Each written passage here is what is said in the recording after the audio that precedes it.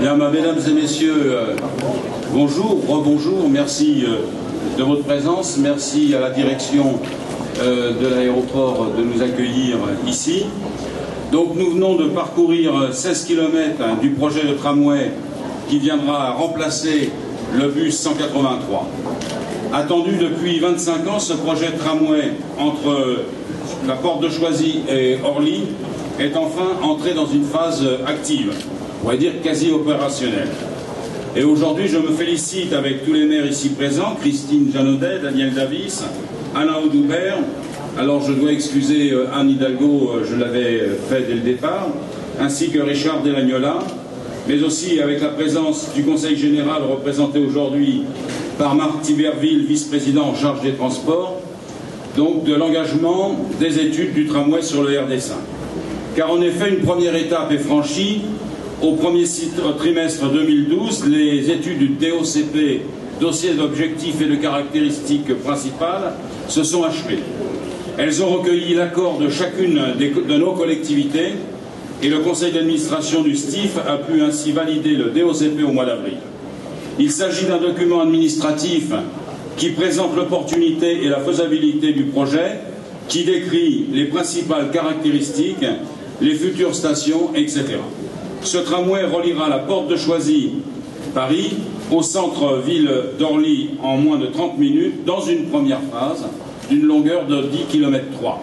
Le tramway desservira ainsi les communes de Paris, Ivry, Vitry, Choisy, Thiais et Orly. Sur la base de ce document, le STIF, maître d'ouvrage du projet de transport, va lancer une concertation préalable dès le 23 octobre, c'est-à-dire demain. Le STIF organisera des réunions publiques pour présenter et mettre en débat ce projet auprès de la population. C'est pour donner toute sa dynamique à la démarche engagée et contribuer au succès non seulement de la concertation mais aussi de l'avancement du projet que l'association Seine-Amont Développement se mobilise aujourd'hui. Son objectif est de valoriser le projet et de faire partager une même idée forte. Le tramway est un atout pour tous. Déplacements facilités, meilleur confort, meilleure desserte entre les territoires, rapprochement des administrés des services, équipements et structures publiques, nouvelle dynamique économique. Dès le mois de mai dernier, Alain Amédro, vice-président du Conseil régional en charge de l'aménagement, nous a adressé une réponse très positive de soutien à la démarche engagée. Il saluait le travail conduit, dit-il, tout au long de cette première étape qui permet à la fois d'enclencher un processus partenarial entre les principaux acteurs du territoire et renforcer la cohérence entre l'aménagement et la desserte des transports. Enjeu majeur de ce territoire en pleine mutation, et d'ailleurs nous l'avons constaté. Il s'agit, écrivait-il, désormais d'avancer vers la définition d'un programme d'action et d'engagement de l'ensemble des partenaires.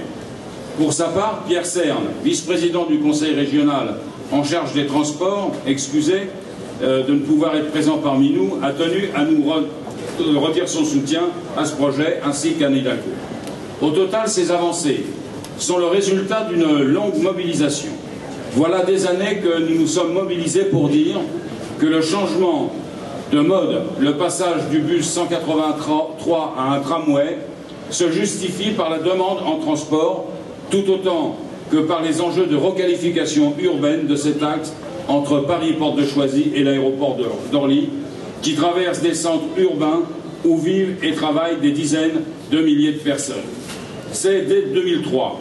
Nous avions saisi le STIF et la région, puis en 2004 l'État, avec une lettre signée de tous les maires ici présents et du président du Conseil général adressée au préfet de région. Nous avons renouvelé par la suite ces démarches afin d'obtenir l'amélioration des conditions de transport sur cet axe majeur et pour obtenir la réalisation d'un tramway.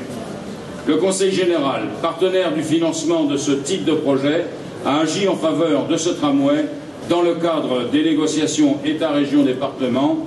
Marc Tiberville interviendra après moi pour préciser le positionnement du Conseil général.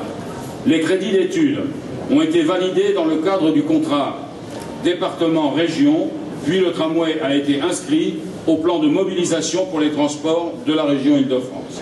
En 2011, nous avons à nouveau co-signé des lettres au STIF et à la région pour obtenir l'engagement de ces études. C'est ainsi le résultat d'une démarche collective et partenariale. De même cela s'est traduit par l'élaboration par les villes d'Ivry, Vitry, Choisy, Thiais, Orly et par le Conseil général d'une charte d'objectifs qui présente les 3 grands enjeux majeurs et les objectifs que nous partageons ensemble, je les rappelle.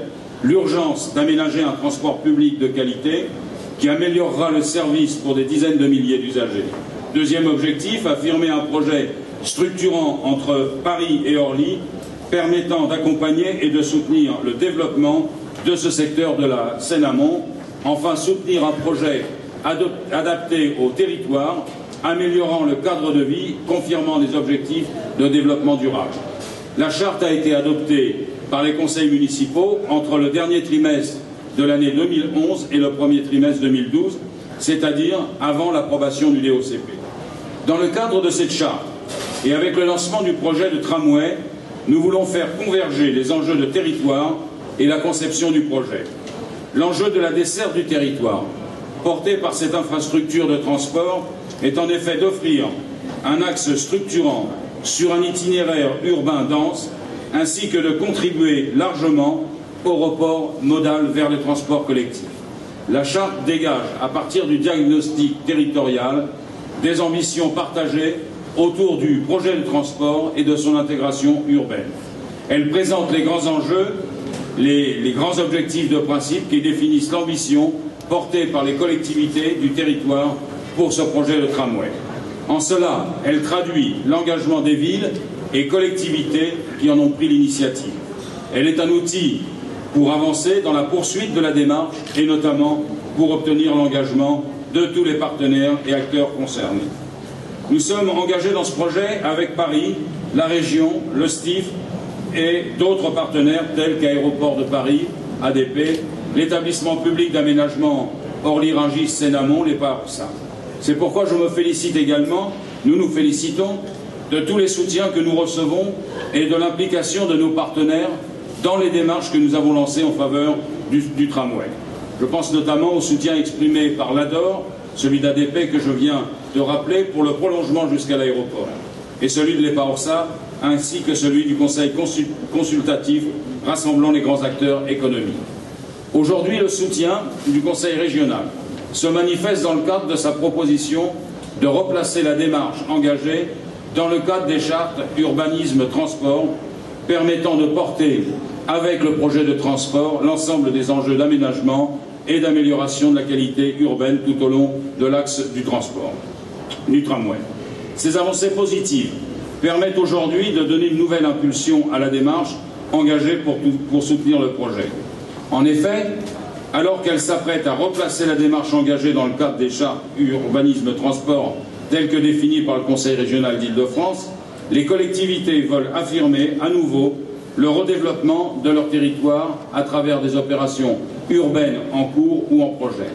Elles veulent également donner une impulsion à cette opération et ses délais de réalisation en marquant non seulement l'urgence de ce tramway, mais aussi l'enjeu incontournable d'articuler les échéances de livraison du tramway et du métro Grand Paris Express, comme l'a exprimé notamment tout à l'heure Alain Audoubert.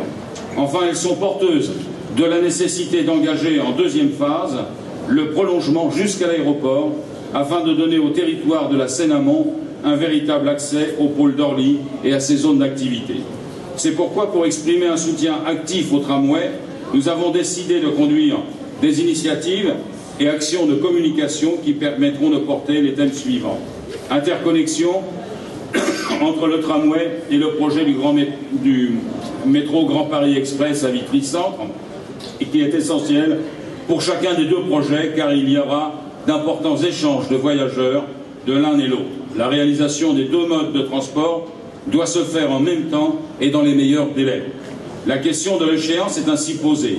Le GPE étant prévu pour 2018, le tramway devrait être également livré en 2018, alors que le DOCP prévoit une échéance de 2020. Nous proposons qu'il y ait une accélération donc du projet pour essayer de gagner 2 ans.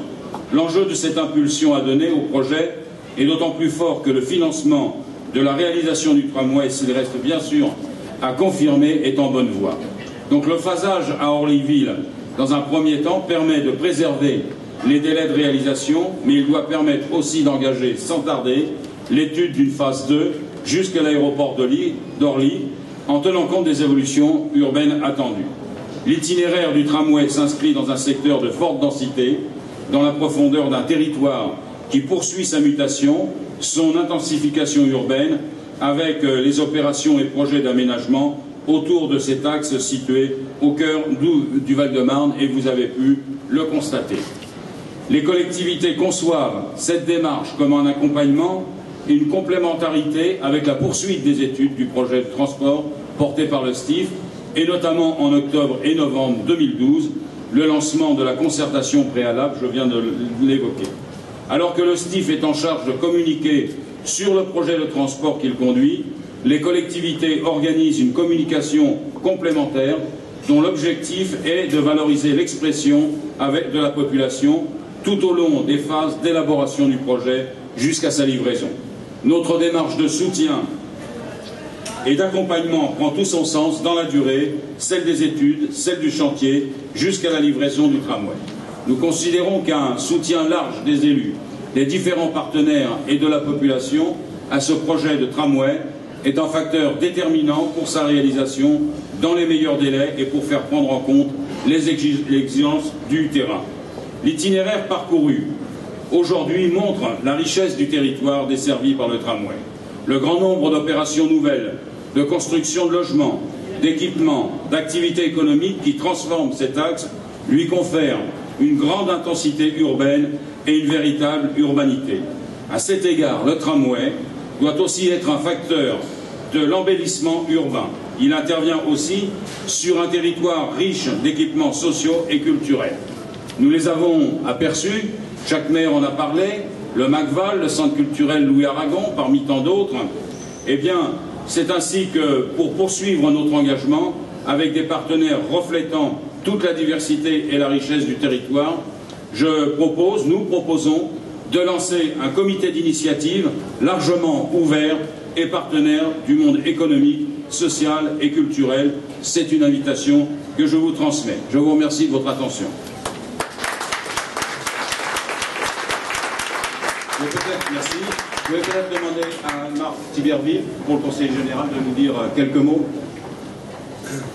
Merci. Très rapidement, s'agissant du Conseil général, bien évidemment, c'est naturellement que nous sommes partenaires de ce projet aux côtés des villes, à la fois, je dirais, dans notre souci d'améliorer les transports dans notre département, mais aussi parce que nous sommes impliqués très directement et concrètement dans les projets d'aménagement que porte aussi ce projet de transport. Donc c'est naturellement que nous nous retrouvons aux côtés des villes, c'est aussi naturellement que nous sommes impliqués dans la charte partenariale qui a été élaborée et signée à cette occasion. Moi, je voudrais souligner à mon tour le fort consensus qu'il y a autour de ce projet et qui va nous permettre, je pense, sa réalisation, je dirais, dans une temporalité acceptable pour tous. Dès le début, le département s'est engagé à faire figurer les études de ce projet dans le contrat particulier région-département. Ensuite, l'inscription de ce projet au plan de mobilisation pour les transports Île-de-France a permis que l'État, à son tour, s'implique dans le financement des études à travers la convention spécifique transport, qui était donc un complément au contrat de projet État-région. Et je dis ça parce que ça augure bien, je pense, la participation là aussi de l'État dans la phase travaux lors de la prochaine signature du futur contrat de projet État-région, et donc la possibilité de réaliser ce projet rapidement. En tout cas, le département du Val-de-Marne va continuer d'agir activement dans ce sens pour qu'on puisse financer maintenant les travaux dans le tout prochain contrat de projet État-région. Pendant que je dis ça, j'en profite aussi pour dire que, au-delà du soutien à ce projet d'avenir et de ce passage de mode bus à mode tramway sur l'axe du 183, nous continuons d'agir activement aussi pour améliorer immédiatement les conditions de transport des populations concernées, puisque nous avons déjà obtenu des renforts sur le 183 et nous allons en demander d'autres, notamment sur le tronçon Rouget de Lille, Choisy-le-Roi jusqu'à la mairie d'Orly, puisque nous avons soumis au STIF des demandes de renforcement de ce tronçon qui devront être examinées, je pense, à la commission de transport du STIF du mois de décembre. Donc je tenais à le dire parce qu'il y a les projets, mais il y a aussi, je dirais, les choses qu'il nous faut faire aujourd'hui et immédiatement. Voilà.